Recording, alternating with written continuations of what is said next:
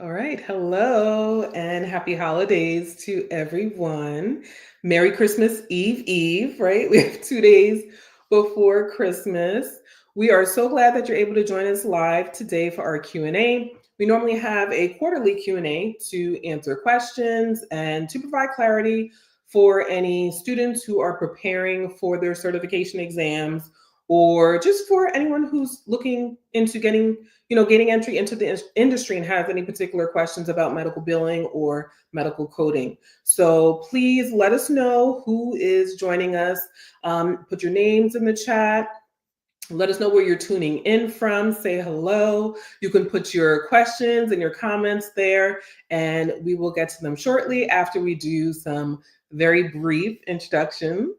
Right. So, my name is Kiana Craig. I am located in New York, and I've been working in the healthcare industry for the last 25 years. I've been a medical biller for the last 18 years.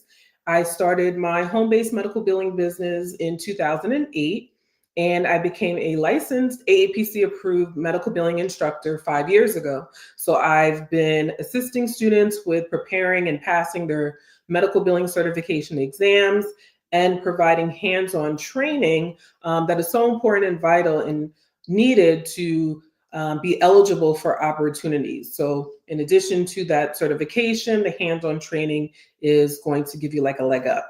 So, that's a little bit about me, Natasha. Yes. Good evening, everyone. I am Natasha C. Miller, also known as the Medical Mompreneur, and I've been in healthcare now for over 24 years. Oh my goodness, the time has gone by quick. So I am certified as a professional coder, professional biller, certified risk coder, and also have my RHIA. And then I have my Master of Science in Health Information Management. And so been in business now over 12 years. I'm also a professor, and I just really love helping those that are really trying to break into this industry. So, we're here to help answer questions that you have pertaining to billing and coding. Like Kiana mentioned, put your questions in the chat. Let us know where you are joining from. We would love to be able to answer your questions on tonight. So, let's get started. Yes, so we have Kira joining us, and welcome to you. All right, so like we said, put any comments or questions that you have in the chat. We'll go ahead and just talk about the importance of each credential, and if we see any comments, we'll go ahead and address them at that time. All right, so I'll go ahead and start with the CPB. So, what is a CPB, right? So, the CPB is a certified professional biller credential with AEPC. This is their medical billing credential. And once you obtain that credential, it kind of confirms that you've mastered the revenue cycle, right? You understand how to verify eligibility and benefits. You understand how to create clean and submit timely claims. You understand how to post payments accurately. You understand how to work on accounts receivables, those outstanding insurance and patient balances. And then, of course, how to handle collections in compliance with healthcare regulations. So you're mastering medical billing, mastering the revenue cycle. All right, so there's no prior healthcare experience that is required in order to sit for the CPB exam, nor is a college degree required to sit for a certification exam. So essentially, anyone who has an interest in becoming certified can sit for the certification exam. And holding a credential, now, let me also mention that the CPB, Certified Professional Biller, it is not required in most cases to obtain a medical billing position. However, it is highly recommended because it allows you to get that formal education, right? So you're not just getting bits and pieces of information from random different sources. You are learning from a trusted source from AEPC. So you're getting that formal education, and it's for any individual who may be brand new to the industry with no knowledge, or again, for those who maybe have some experience and they're just looking to level up and get that certification behind their name to, again, confirm that they've mastered medical billing and the revenue cycle. So It's especially helpful for those individuals who don't have any prior experience, because a lot of my students that are coming into this industry brand new from, other industries, whatever they may have done in the past, they need a confidence booster, right? They need that formal education. They want to strengthen their foundation, get some confidence before they actually start applying for opportunities. And I'll also mention that college degrees are not required, right, in this particular industry. So for medical billers, you don't need a college degree in order to be eligible for an opportunity. In lieu of a college degree, you can consider obtaining that certification. It's much more cost effective. You're not going to be spending tens and thousands of dollars obtaining, getting into student loan debt. It's an affordable pathway to learn this skill set. And by the way, this is a trade. This is a skill set that you can learn, that you'll have with you for a lifetime. It allows you to earn an income for a lifetime. So you can really set yourself up, for longevity. So, Natasha, you want to talk a little bit about the CPC? Yes, thank you, Kiana. So just like with the CPB, the CPC, you also do not need a degree, right? But what it does prepare you for, you're sitting for the official gold standard, what we like to call certification for coding. And so this shows that you have proficiency and accuracy in coding for the diagnoses, the procedures as pertains to your CPT codes, and then you have HCPCS codes, and then your diagnosis codes for your ICD-10-CM. Now, if you do not have any prior experience, then you can still sit for the exam. Hopefully you take a course that prepares you for the exam. But if you have no prior experience, then you will have what's known as the CPCA. So you are a certified professional coder apprentice, and someone who has at least 2 years of experience, then you won't have that behind your certification. AAPC is the organization that you do get certified through to receive your CPC. And there's a lot of ways that you can get your A taken off. But the main thing is anyone can actually sit for the exam. You don't necessarily have to take a coding course. You want to, though, to prepare, because it is a challenging exam. And it's not just an exam that you can just say, okay, I'm going to wake up and take today, right? So you have to prepare and be ready for it. But it is rewarding. And on tonight, I know Kiana and I are going to talk about having your CPB as well as your CPC makes you more marketable. It opens up more opportunities in revenue cycle, billing, coding, and so many other things that you can do. So that is what the CPC is. Again, it's a 4-hour exam when you do take it, 100 questions, right? And so they are looking to see, do you know how to use your guidelines in that CPT manual? Do you know how to use your guidelines in the ICD-10-CM manual? It is a multiple choice exam question. So you do have to know how to find the information in your manuals, right? And then how to use that material. So that is what the CPC is in a nutshell. But questions, put them in the chat. We're going to answer whatever questions that you have as it pertains to the CPB or the CPC. All right.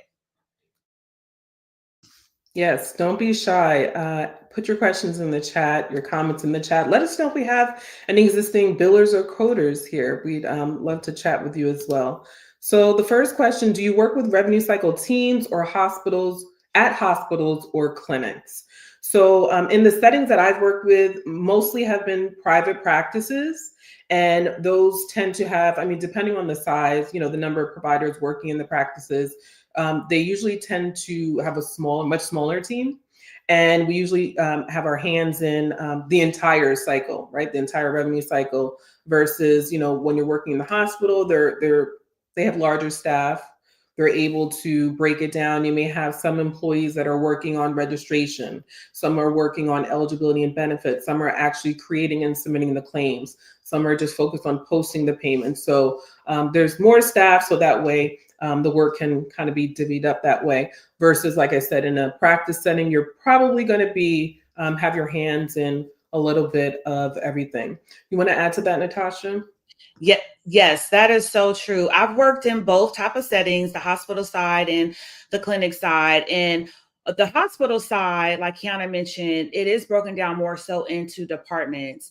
And so in revenue cycle teams, the revenue cycle department is a lot of times what they'll call them. They are looking for individuals who are certified as a CPC coder. And then if you have your CPB on the billing side, that is great because it shows, okay, you are knowledgeable in this arena as it pertains to billing, right? And reimbursement. And so thank you for asking that question because a lot of times as coders, they forget to realize or just think about other places where you can find opportunities, and revenue cycle is one. So it's not necessarily you have to go look for opportunity in a coding department, right? Revenue cycle, there's a lot of individuals that work on the back end as coders where they're looking at the data or they're helping with maybe research, or they're helping identify trends as to maybe why things are being denied and so forth. So you can definitely work on both sides, the hospital or the clinic side.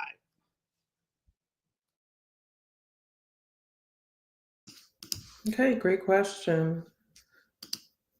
Next question. Hi, watching from overseas. Are these certifications available for non-US residents?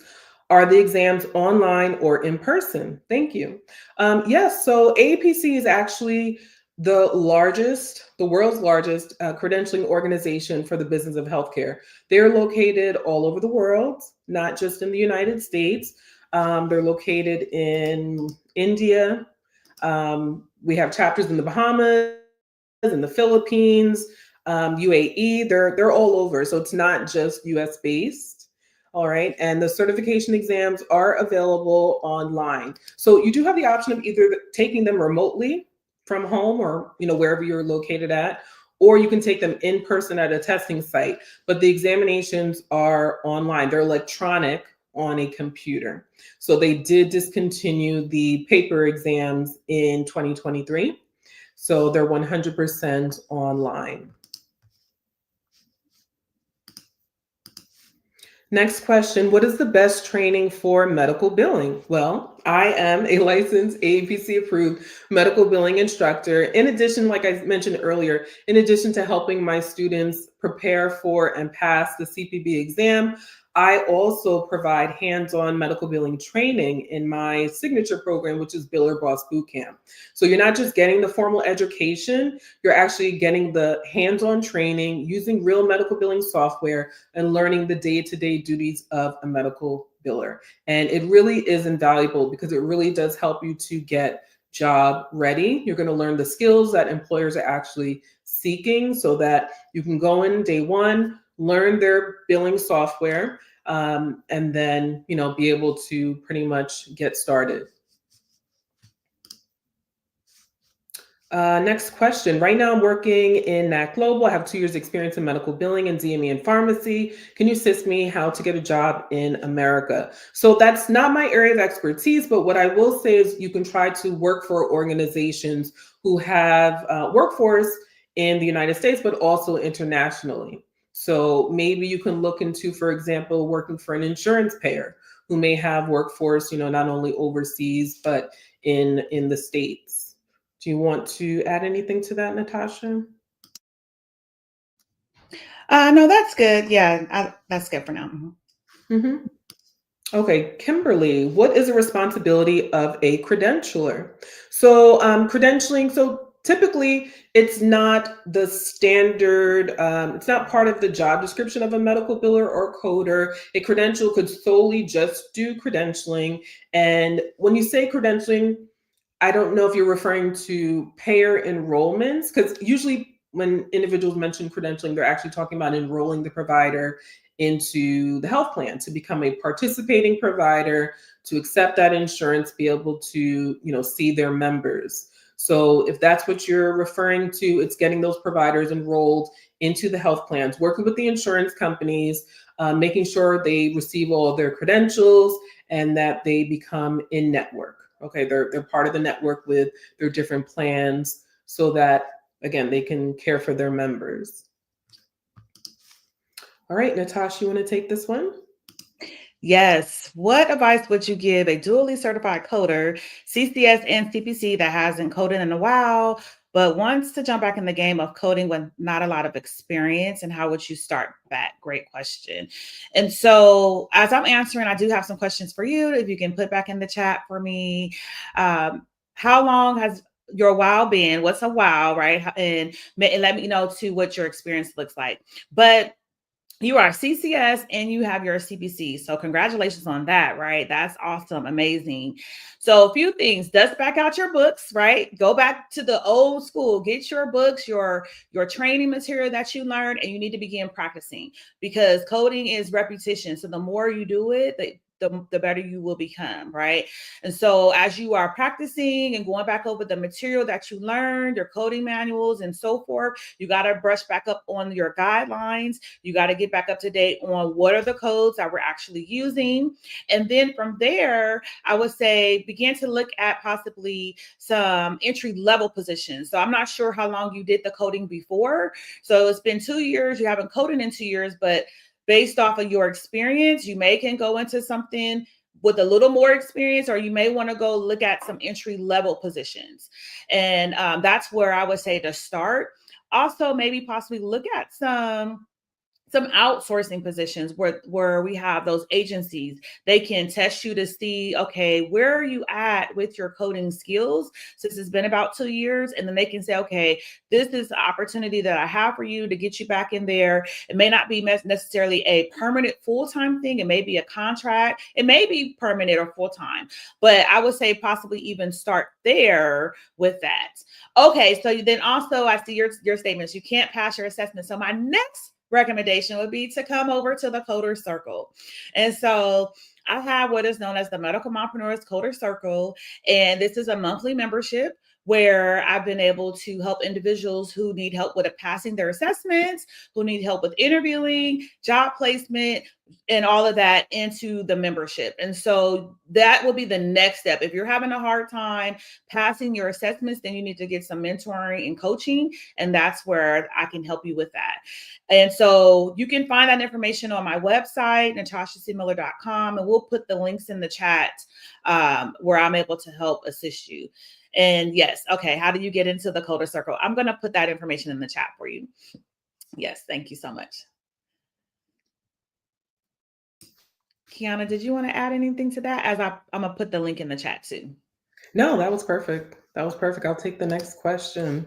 Let's see. Actually, it says, can you please repeat the name of the exam? So tonight we were talking about the CPB, the Certified Professional Biller, as well as the CPC, the Certified Professional Coder. And these are the two exams that we are speaking about, offered by AAPC. Hasnain says, have over 8 years of billing work experience.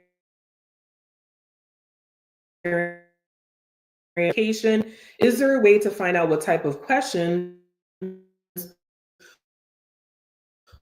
is very detailed. If you go to the website will inform you of the breakdown. Let me actually see if I can quickly find the link for you.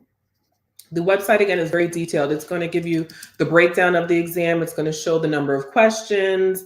And I'm going to try to find that for you quickly. Also, the practice exams. You want to invest in the practice exams because that way you'll be able to see the types of questions that you will see on exam day. It may not be the same questions word for word, but they will be similar. So the same individuals who created the exam created the practice exam. So they're going to be similar. And let's see, I'm just trying to get the link for you. I'm going to put it in the chat and you'll see right here, if you scroll down to the bottom, the types of questions that you can see. But again, invest in the practice exams. There are 3 practice exams for the CPB.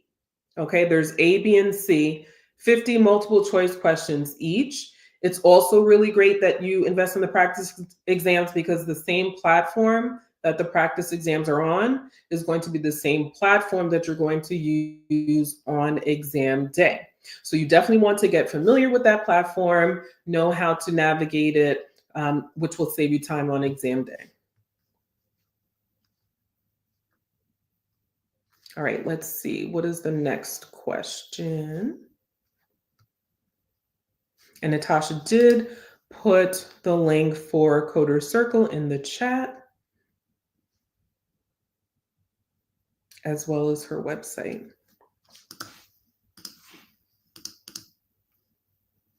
Okay, so I think we're caught up with questions. I believe we've answered all the questions. So one other thing that I wanted to mention tonight was APC exam changes. So a question that I frequently see on social media, on Facebook, everywhere, is asking about fill in the blank questions. Natasha and I are both APC approved instructors. We work with APC. They have informed us that the fill in the blank questions will not be added to the CPB nor the CPC exam for 2025. They haven't even started beta testing it. I believe what they've done so far is just added them to practice exams. All right. So you may see them on the practice exams, but they haven't even started beta testing them, which means they will invite examinees who are scheduled to take the exam to participate and ask if they want to take an exam that has fill in the blank questions on them. And you can opt in. You can say yes or no. It's completely up to you. So they'll be beta testing it for a while before they introduce that into the actual exam. And then they will notify all of us in advance. So you're never just going to, show up for exam day and be completely surprised with a fill in the blank question. All right. That's pertaining to the CPB and the CPC. The other change for the 2025 exams are the introduction of ebooks. All right. The codebook ebooks, they're going to implement that at some point. I don't have an exact date, but we were informed of that as well. So Natasha, why don't you talk a little bit about the codebook ebooks? Yes. So the codebook ebooks are awesome. I love them. It's really user friendly, easy to use. You're able to really find your codes just like you're using your regular manual, right? But you have them on your computer. They're through VitalSource, and so um, really a really cool tool that you can use, right, as an option. And I believe, Kiana, they said they're going to give them the option, right, to either use their books or not. So just be mindful of that. I also did hear them say that if you decide to use their books, their ebook, you won't have like any of your notes, right? So that's something that you have to take into consideration. But with the ebooks, it's really easy to find your guidelines if you need to go reference there really quick, or just find your codes, right? So I like it. That's actually what I use, and I've been using for like over 2-3 years now. I do have physical copies, but I rarely open them up. I'm using ebooks for training, for teaching, and my students and everyone that I share with, I get positive feedback. So really good. All right. I think Ronnie has a follow-up question for you. Yes. What's included in the $35 a month? My website looks good. Thank you so much. Do I work with you over the phone for passing the assessment? So great question. Yes. So for $35 a month, a lot is actually included. So once a month, we come together for our Q&A through Zoom, and that is where you're able to come in and get your questions answered actually through Zoom, right? So you can have your cameras on or off. You have that option, but also you have tons of resources. So I'm just going to talk from the top of my head without even looking at my site. So we have our job search board that is also there. We have our awesome industry ready materials. So we have templates, we have checklists, we have some resumes, cover letters, we have a job achievement tracker that is already there for you. Any lives that we've done monthly and with our experts that have come in, those are there as replays available for you. And I'm trying to see, what else am I missing? I know I'm missing something at the top of my head, but a lot of great things are there. So really low cost. And so you get me in a group setting. and you're able to come in and get your questions answered. Oh, then you also have the discussion board where you can put questions in and I'm able to answer at any time as well. And so we also do mock interviewing. So if you need help with that, and then we have our reviews in there. So if you're preparing to take an exam in there, and then if you need help with assessments, we are there to help you with that. So we don't have one-on-one phone calls, Ronnie, if that's what you're asking, but in the Zooms, the Q&As, you have that available to you.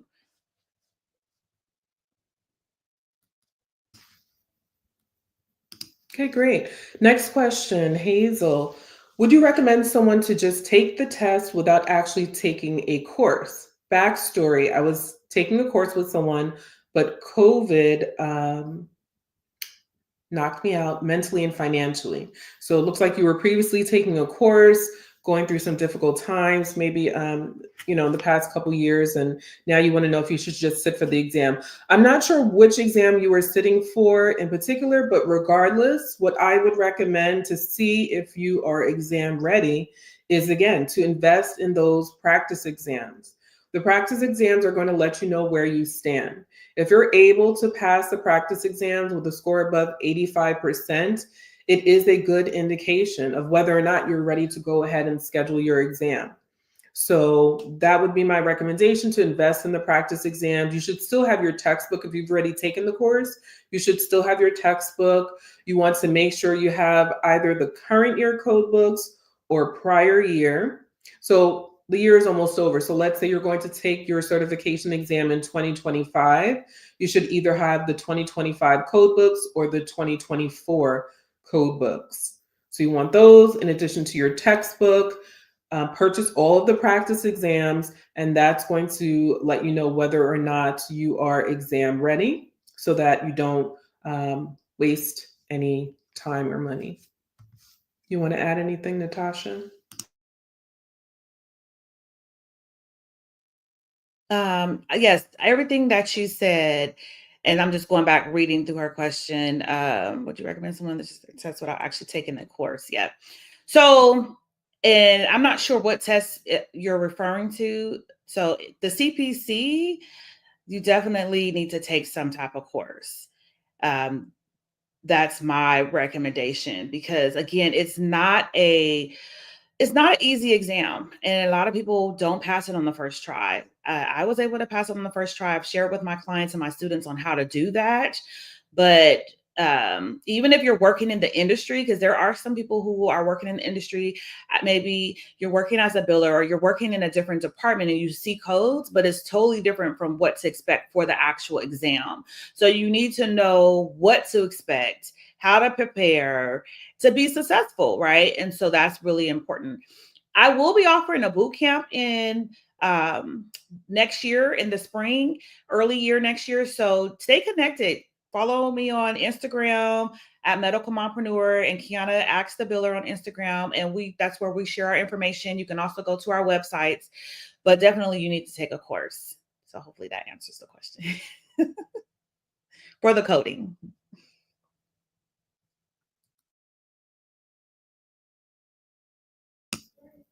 There's another one for you. Okay. Just completed my CPC. Is there a cutoff date to enroll for the exam? I wanted to practice and take exam around March.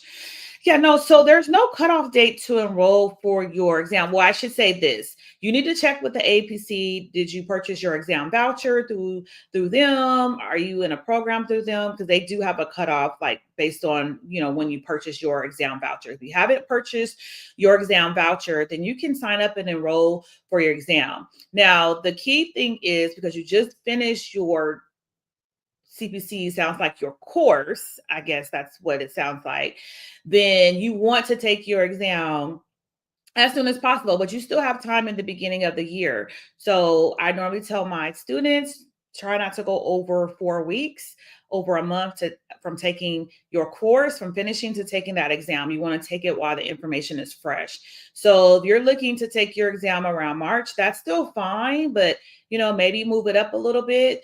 And if you're passing your practice test with the 85% or higher, then you're ready to take your exam. If you're not, then maybe wait till March. So hopefully that helps.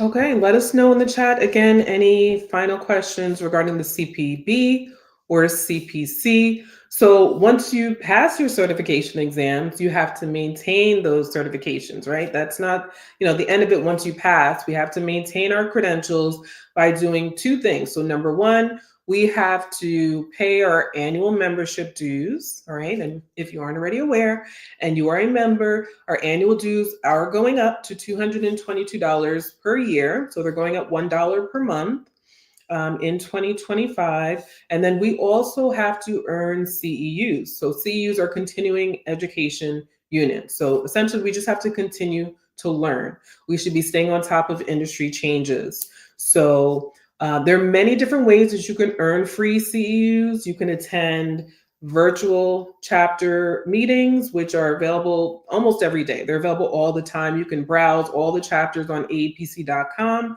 You can read the monthly magazine, AAPC the magazine, and answer the quiz questions that will allow you to earn one CEU per month. There are a lot of different organizations that offer free CEUs. I have to plug Medical Billing University. That's my monthly membership.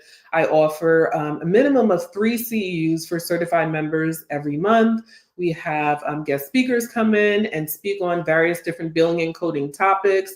Natasha was gracious enough to present for Medical Billing University in the past, and hopefully she returns in 2025. So we offer 2 live classes each month, 1.5 CEUs each. You can attend live for the CEUs or watch them on demand. You'll be able to watch the replays. You will be able to access the job alerts, revenue cycle job alerts. I spend a lot of time on the employment websites, and I'll post job opportunities.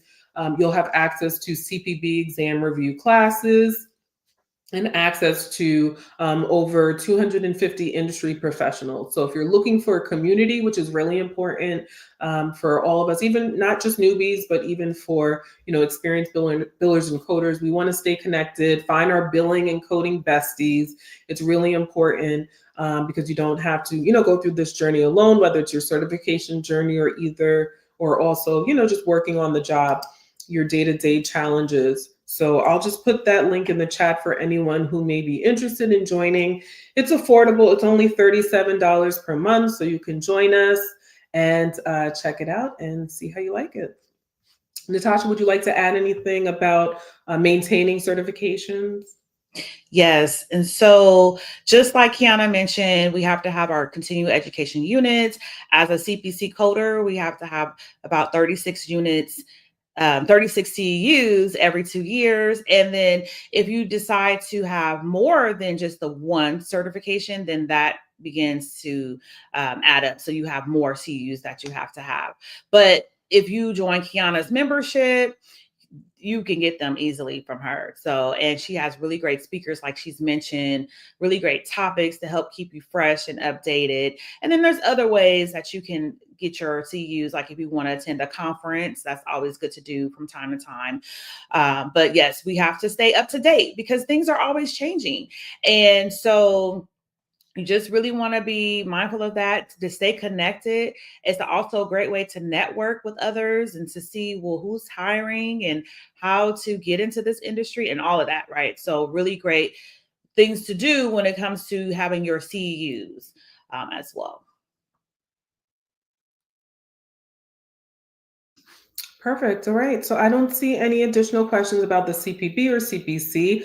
I want to thank you all for joining us live. Again, we go live quarterly. So please join us again. We'll be back in March, right? March of 2025. We wish you all happy holidays and all the very best in 2025. Please stay connected. I'm going to put in the chat. Well, you can, of course, subscribe here on YouTube, subscribe to the channel.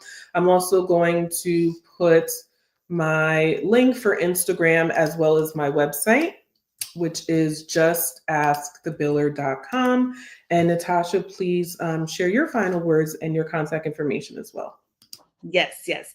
I am putting in the chat. I have a free masterclass coming up on January 4th. It's a Saturday. It is virtual, so it will be at 9 a.m. Pacific Standard Time, 12 noon Eastern Time. And so it's free. So I would love for you to come. And the website is on building a successful career in medical coding. And so the link is in the chat. Also, I will put my website back in there. But so if you are new to coding or you've been in coding or maybe stepped away and you're trying to figure out how do I advance, how do I get to the next level, this free masterclass will be for you. So I would love for you to come. So I just put that registration link in there. And then again, my website is natashacmiller.com, and I will put that back in the chat. And just follow us I'm on Instagram at Medical Mompreneur, at Medical Mompreneur. Perfect. Thank you so much. Again, happy holidays to everyone and stay connected. Good luck on your certification exams, and we'll see you in 2025. Yes. Happy holidays, everyone. Thank you.